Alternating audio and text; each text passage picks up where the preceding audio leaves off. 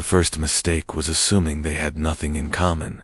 The room was cold, but silent. It was supposed to be a quick meeting, a formality. The Prime Minister of India and the CEO of the world's largest tech company, sharing a few staged words. Before cameras. Nothing deep, nothing real. Just smiles and sound bites. But Sundar Pichai didn't smile as he walked in. And Narendra Modi didn't speak as he stood up to shake his hand. Both men just paused, and for the first time in a long while, neither of them was sure what to say. They sat down across from each other. There was no interpreter. There was no notepad. Just water glasses and silence. 3 minutes passed. No one spoke.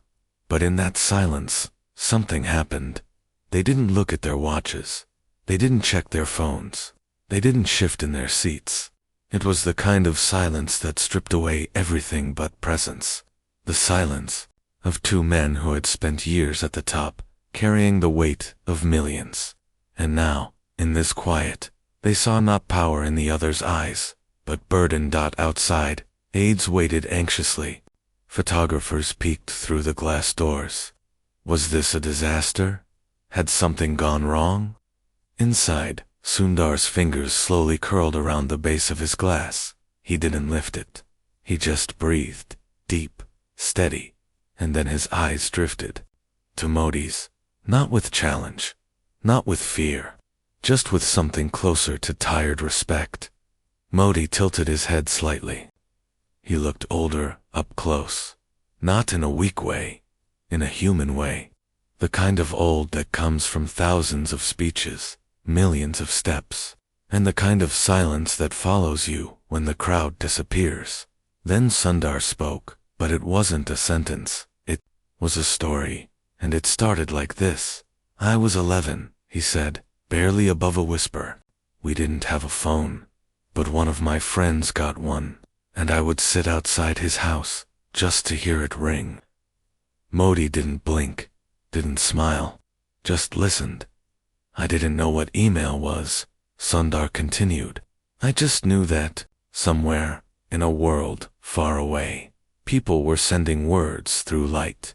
His voice was calm, almost like he wasn't speaking to the Prime Minister of India, but to someone who would understand without needing explanation. My father, Sundar said, he used to tell me, you don't need everything, you just need one chance. And, if you get it, don't waste it on pride. Modi looked down at his own hands. He had been told stories like that too, but in fields, not tech parks, in dusty towns, not boardrooms. And suddenly, the silence between them didn't feel awkward. It felt earned, because Sundar wasn't bragging, he wasn't performing, he was remembering, and Narendra. Modi respected that. Then Modi spoke. His voice was rougher, deeper, used to shouting over crowds, but now, quiet. When I was a boy, he said slowly, I would help my father sell tea at the station. Sometimes I watched trains leave, thinking, maybe one day, I will be on one of them. Sundar nodded, because they both knew what it was like to be on the outside, to look through a window and think, that world is not for me. And yet here they were, on opposite ends of a table, but somehow meeting in the same memory. Do you ever feel, Sundar asked, like you're still proving you belong? Modi didn't answer quickly. He looked at the glass in front of him, untouched. Then he said, every morning. It wasn't self-pity. It wasn't shame. It was just honest, and in that honesty, something shifted. The glass walls felt less cold, the silence less heavy, and the cameras outside. They didn't matter anymore, because what passed between them wasn't for show. It was a reminder that sometimes, two men can sit in silence and speak volumes, not through headlines, not through power, but through stories, through memories, through the quiet truth that no one sees when you're at the top. That sometimes, the weight of success feels heavier than the climb. Modi leaned forward and said, they think we stopped. Struggling. Sundar looked up. They don't see the hours, the nights, the cost. They don't see the loneliness, Sundar added, Modi's jaw tightened, then relaxed. They see strength, he said. They don't see the scars it took to earn it. And for a moment, there were no titles. Not Prime Minister, not CEO, just two boys who had once sat in the heat, waiting for a dream to knock on their door. And now, after all the noise, all the applause, they finally had a moment of peace. Not because everything was perfect, but because someone else understood, and that, more than anything, was what passed. Between them, not words, not deals, but understanding. And sometimes, that's the rarest thing of all. They left the meeting room quietly. No press, no grand statement.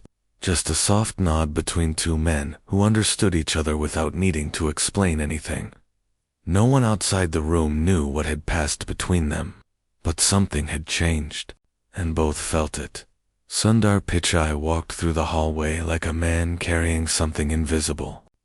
It wasn't a burden. It was something heavier than that, something sacred. A memory, maybe, or a question he hadn't asked himself in years. He had been in rooms with presidents and billionaires, but this was different. He had just sat across from someone who didn't speak in metrics or strategy, but in lived truth. Meanwhile, Narendra Modi stepped into his car, hands folded in his lap, staring out the window without speaking. His security team noticed.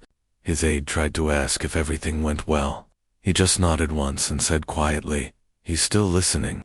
The next day, the headlines were business as usual. Tech summit, successful. New investments.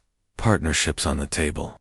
The photographs showed both men smiling, but none of those stories captured what had really happened. And then came the moment that tested it all.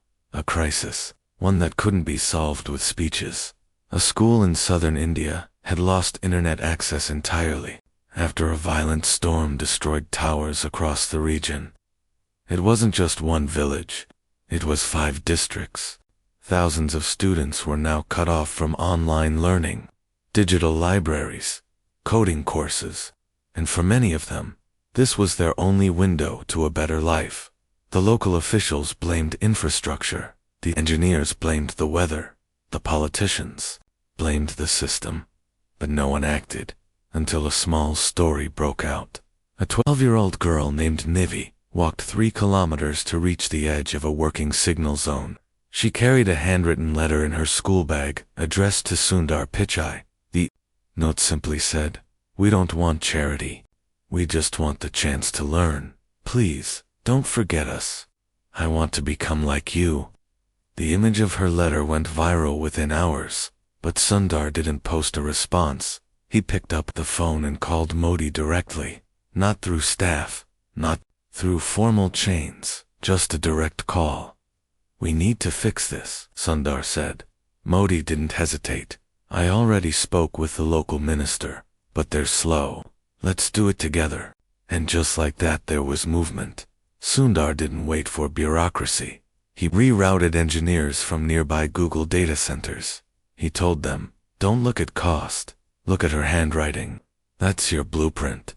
Modi didn't wait for approval. He authorized the Indian Air Force to assist in transporting satellite equipment to remote areas.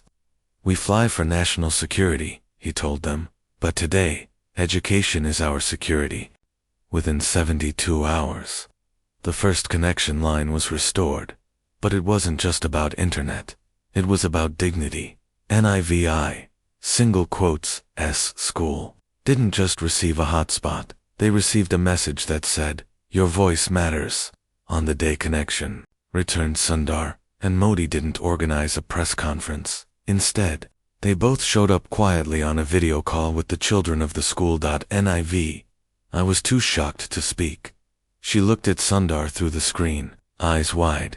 He smiled and said softly, "I read every word." And then Modi added, "And I remembered every step." For 3 minutes. They let the children speak, some in broken English, some in shy Tamil, but all with heart. They spoke about dreams, about becoming engineers, doctors, poets. One boy said he wanted to build his own app, so kids wouldn't have to walk so far to learn. And as he said that, Sundar's eyes watered, because once upon a time, that had been him.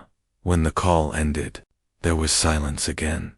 Not between Sundar and Modi, but in both of them, a quiet that comes after doing the right thing, without expecting applause.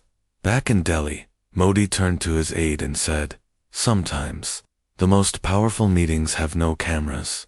In California, Sundar stood alone in his office and whispered, "I didn't forget, Dad." But this was just the beginning.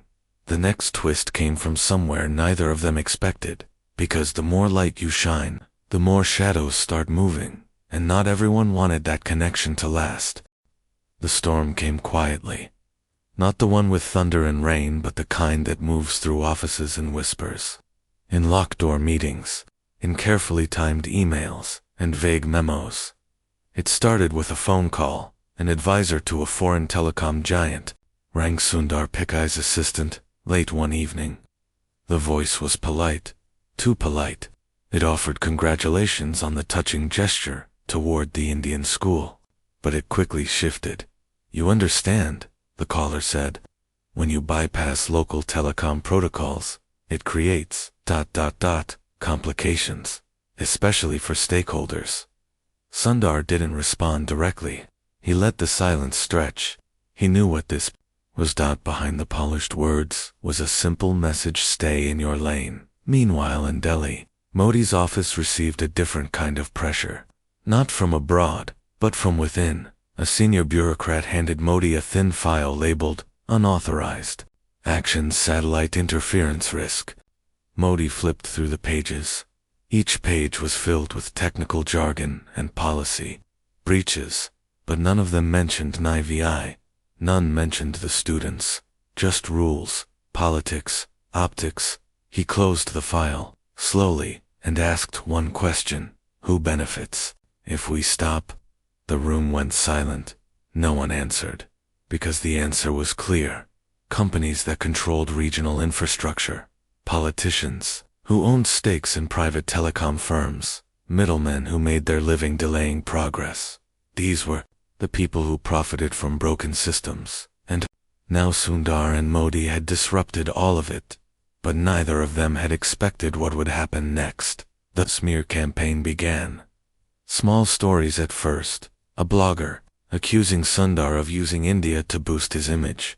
An article suggesting Modi had politically manipulated a young girl's story. Anonymous posts claiming the video call was staged. The headline spread faster than truth. Some newspapers ran both sides, truth and doubt, printed on the same page. But for many, the damage was done. NIV, single quotes as schools started receiving calls from news outlets. Her teacher, Mr. Arun, begged them to stop. "She's just a child," he said. "She wrote a letter, that's all." But the noise grew louder.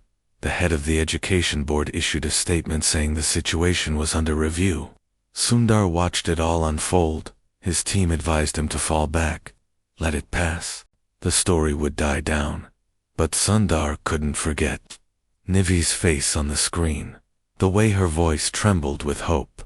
So, he made a decision. No press, no drama, just action. He wrote a letter, and not to the government, not to the media, to the children. He sent tablets to 10 schools in that district, not as charity, but as tools. Each one had a welcome message on it. It read, "You matter. We hear you, and we believe in what you will become." When Modi found out, he didn't call Sundar. He simply sent a message that said, "Keep going." Then he did something unusual. He called the bureaucrat who handed him the file. He asked him to visit the school personally. "No orders," Modi said. "Just sit there and listen."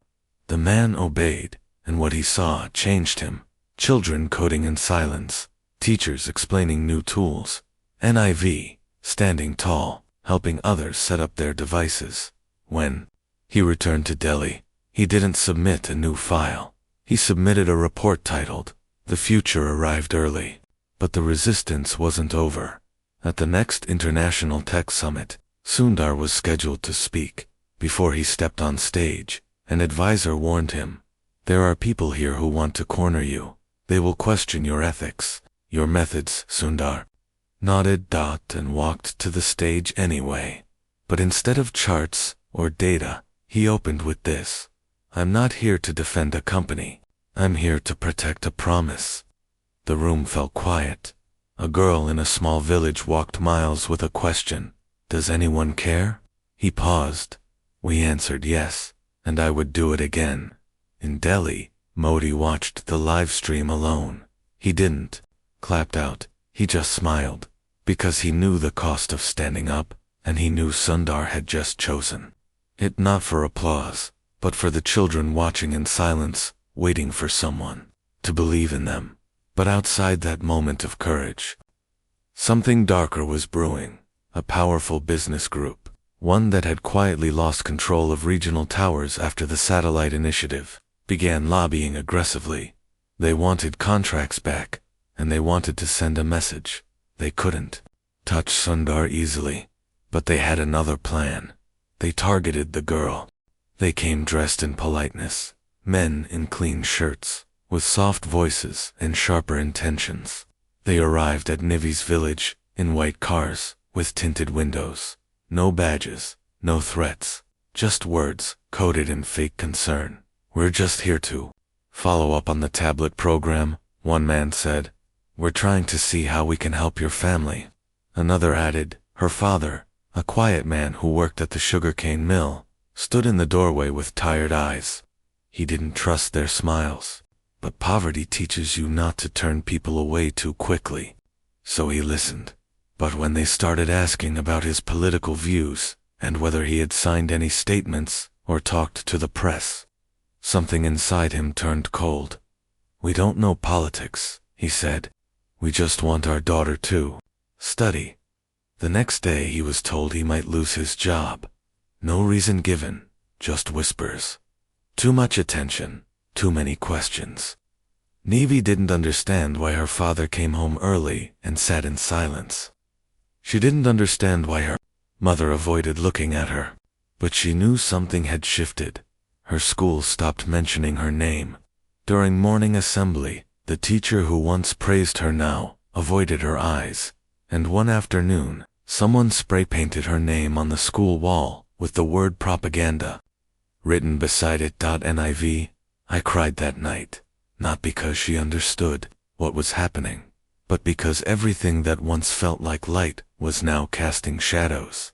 And then, the story almost disappeared. The media moved on.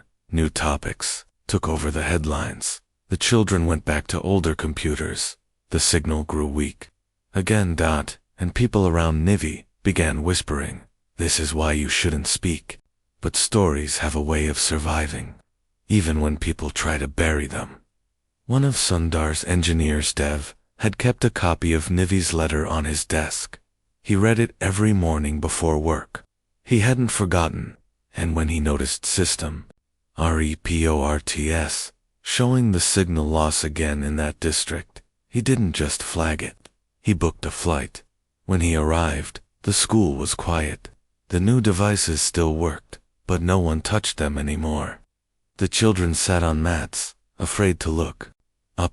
Dev waited until class ended. He approached Nivi outside. Do you remember what you wrote? He asked gently. She nodded. Do you still mean it? Her lips trembled, but she said, yes. That was enough. Dad made a video, not staged, no music, just footage of the children learning. 9IV. Reading aloud from a book, her father fixing a chair. In the background. Dev uploaded it late one night, and within 24 hours, the internet did what it does best, amplify truth that refuses to die. The video spread across classrooms, teacher forums, and even landed in the inbox of someone unexpected. Narendra Modi. When he watched it, his expression didn't change, but the next morning, he cleared 30 minutes on his schedule, and he did something no one saw coming.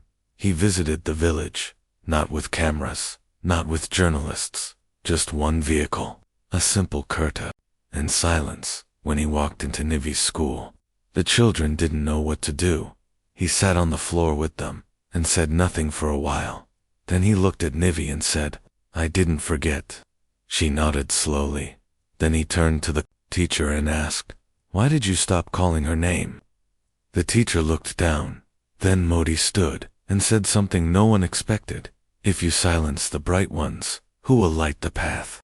Before he left, he handed the principal a sealed envelope. It contained funding approval for a full digital lab, not just for that school, but 10 more in the region, and he made one quiet phone call before heading back to Sundar. He said only 2 words: "She's rising." Sundar knew exactly what he meant, and this time, he decided to go further. He didn't just support the school. He launched a program called One Light, One Letter. For every letter a child wrote, explaining their dream, one classroom would receive full digital support, no matter where it was. Within a week, 200 letters poured in, and behind each one was a small voice, refusing to be silenced again. But just as things began to shift, just when it felt like they had turned the tides, someone leaked internal government files to the media. Files about the satellite use. Files about Sundar's call logs with Modi. Files suggesting protocol violations. And with those leaks came a new firestorm, this time bigger, this time The headlines were everywhere. Data breach raises questions about Indian tech diplomacy, were rules bent for a single school. How far is too far when a CEO gets too close to power? What had begun as a quiet collaboration was now under a burning spotlight. Evening news panels filled with experts, analysts, and critics. Some questioned Sundar's judgment. Others criticized Modi for breaking protocol. A few hinted at political manipulation, but none of them mentioned Nivi. None of them showed her walking to school with her head bowed again. None of them showed her father, now jobless, trying to start a tea cart just to keep food on the table. And yet, it wasn't the noise that shook Sundar. It was the silence in his inbox. People he had worked with for years, silent partners who once called him visionary, now waiting to see which way the wind would blow. He sat in his California office, watching clips from the news, not angry, just disappointed, because all the world could see was controversy, but they didn't see the kids in the lab, the joy in their fingers when they typed their first line of code. And then came the moment of decision. His legal team brought him a document, a carefully written statement. It would distance him from the project. It would frame everything as a misunderstanding. It would protect the company's image. All he had to do was sign. He held the pen, stared at the paper, then pushed it away. "I won't apologize for listening," he said quietly. They warned him his board might take action. The markets might react. He just nodded. So be it. Meanwhile in Delhi, Modi was facing his own storm. Opposition leaders accused him of favoritism. Some demanded a parliamentary inquiry. News anchors replayed old speeches of his questioning whether his Chaiwala origin story had been weaponized to manipulate public emotion. His advisors begged him to give a diplomatic statement, but Modi refused. Instead, he called a press meet. And this time, he didn't go alone. He brought Nivi's teacher, her father, even Dev, the engineer who had filmed the silent video. And then he spoke, not from a podium, from the floor. There was no agenda, he said, voice steady. Only a letter. He held up Nivi's original letter in his hand. "We did not act because of politics. We acted because a child asked to be seen." He paused. "If that is a crime, then let me be the first to confess." The room went silent, and then someone clapped, then another dot, within seconds. The room echoed with applause, not out of loyalty, but out of recognition. They had all once asked to be seen. The next morning, Sundar received a message from his board. Chair. No statement was needed anymore, because the company's stocks had stabilized not because of silence, but because of integrity. Someone had started a campaign online.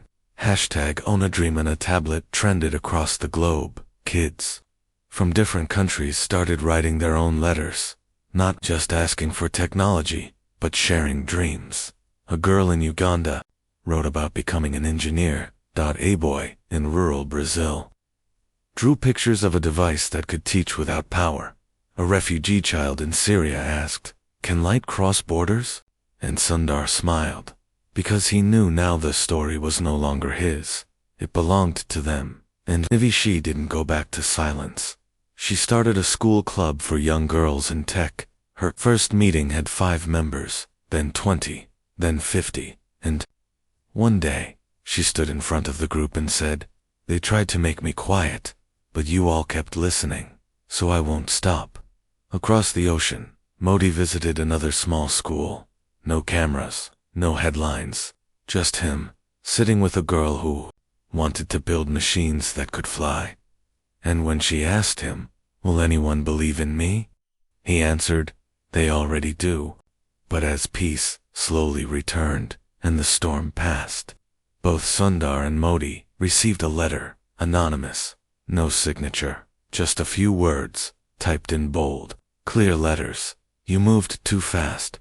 Next time, we won't come quietly." It wasn't a threat, it was a warning. Because progress always angers those who profit from delay. Ending line.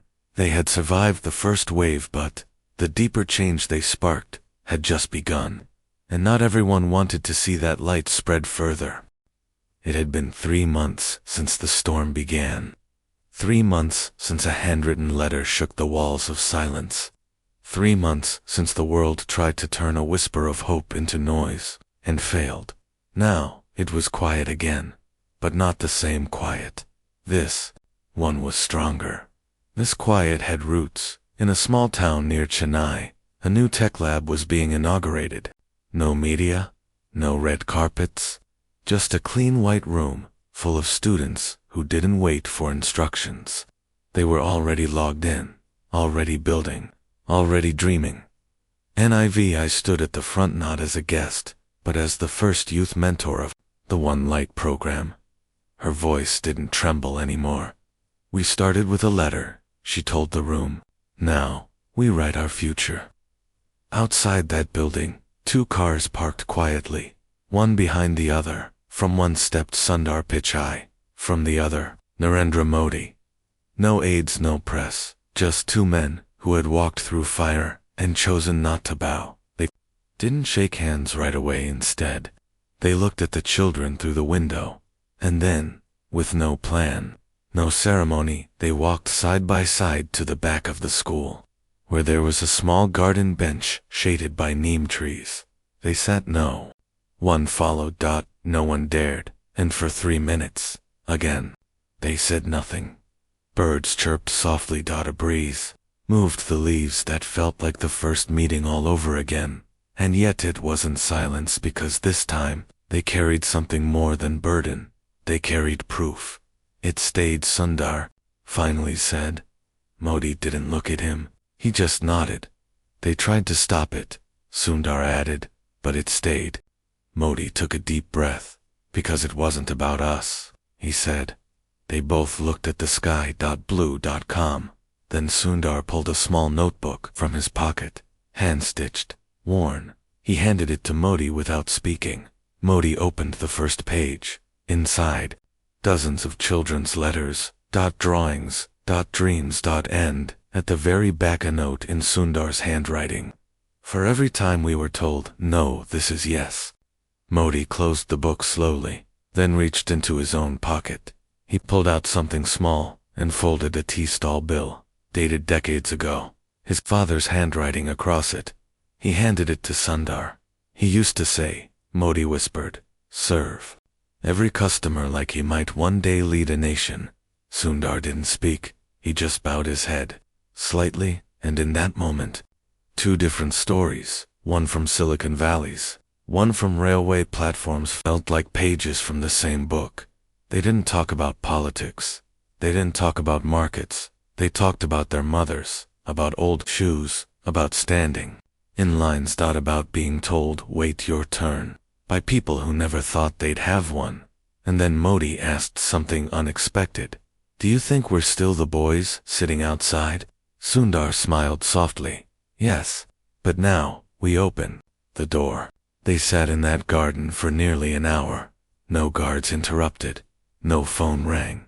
Because sometimes, when you've spent your life in noise, the greatest gift is being able to sit in peace with someone who understands the cost of that silence. They stood to leave. A young girl from the tech lab came running out. She looked nervous, but she held a card in her hand. She offered it to Sundar. He read it. It said, "Thank you for not giving up." "We didn't either." He passed it to Modi. Modi read it twice, then bent slightly and said, "Keep writing. You never know who's listening." They walked back to their cars slowly. No speeches, no final words, but just before they stepped in, they paused. Sundar looked at Modi and said, "This isn't the end." Modi replied, "It never was." They both nodded, one's hand left in different directions. But the story didn't leave with them, because that night, a child in Kenya sent her first message to the One Light, One Letter platform. A boy in Nepal uploaded a video of his homemade solar-powered tablet holder. A girl in Gujarat coded her first mobile app inspired by Nivi. The movement had outgrown its creators. And maybe, that was the point all along. The silence that started between two men had become a voice for millions, and it kept growing. 3 years passed, not in silence, not in noise, but in steady movement. Across India and beyond, small classrooms began to change, not through speeches, not through policies, but through quiet letters. One by one, story by story, light by light. The One Light, One Letter program had grown into something no one could predict. By the end of year 1, it had reached 500 schools. By the end of year 2, it had reached 4,000. Now, in its 3rd year, it reached across countries Nepal, Kenya, Bhutan, Sri Lanka, and Cambodia.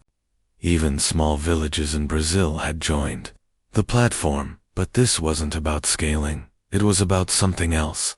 A kind of revolution no one could trace back to a single government or a single brand. And in the middle of it all, Nivi had grown. She was now 15. Not a girl of letters, but of action.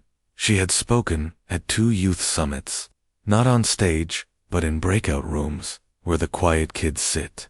She told them, "You don't need volume to be heard. You need clarity." Her name was now whispered among leaders of education, not as a hero, but as a symbol of what could happen when someone listens without waiting for applause. But as with all good stories, there comes a moment of full circle, and it came on a rainy morning in Delhi. Sundar Pichai was returning to India after years, not for a summit, not for an award. He came for a quiet visit to one particular schooler, new to integrated education center built in the name of the first letter. It wasn't a monument. Just a classroom built beside a field. But there was a plaque outside with 3 words, "You were heard."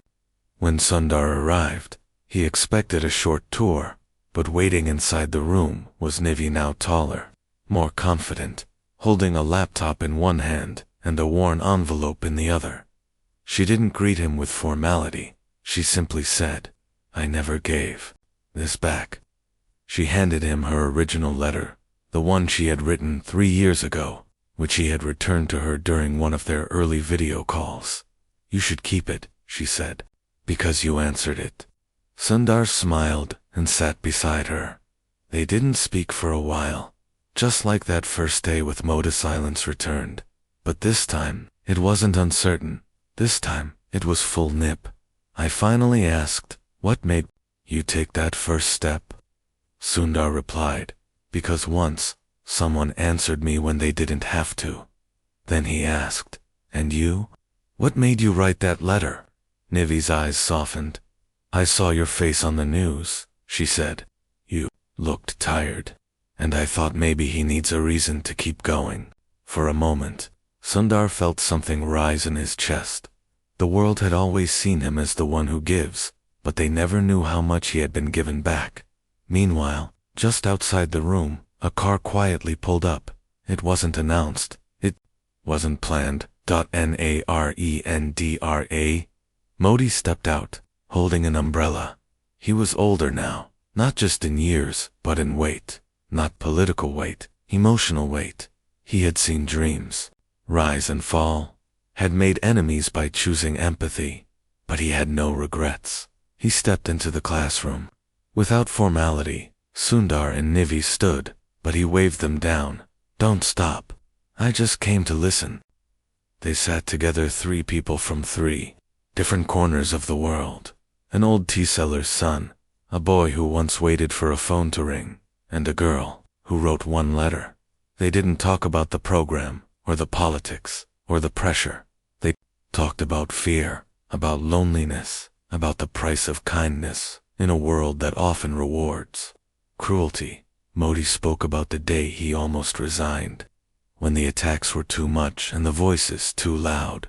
Sundar talked about the moment he almost signed that letter of distance. Niv shared how her classmates once avoided her in the hallway, calling her the puppet. And in that moment, sitting there in a room powered by solar energy and hope, they realized something. You don't change the world by winning arguments. You change it by staying soft in hard places, by speaking when it's easier to be quiet, or by sitting in silence when words would only make it worse. Just before they stood to leave, Nivi asked a final question. Do you think it's enough? Sundar turned to her. What do you mean? The stories, the letters, the labs. Will it really change the world? Modi answered first. Maybe not the whole world, but it changed mine. Sundar nodded. Double quotes in mine, he added. Then both turned to her. What about you? She looked out the window.